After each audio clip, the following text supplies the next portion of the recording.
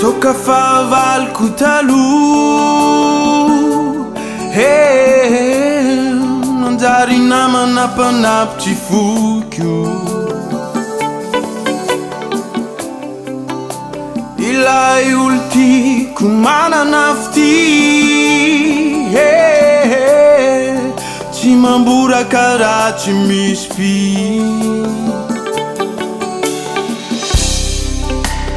Toka fahavaloko taloha nanjary namana mpanapitry foko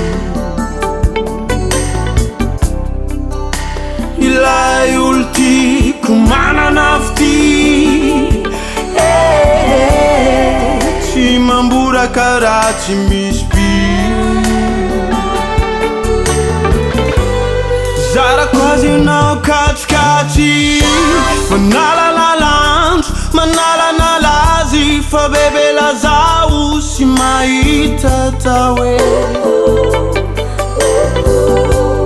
Zarako azy ianao sambatsambatry fa be sangisangy sy be vazivazy fa rehefa tsy mamy ianao matahode ilae Zarako azy ianao katsikatsy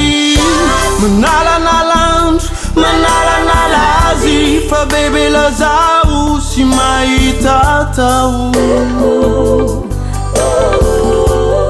Zarako azy ianao sambatsambatry be sangisangy sy be vazivazy fa rehefa tsy mamy ianao matahode ilae Gao ampifaliko fonanao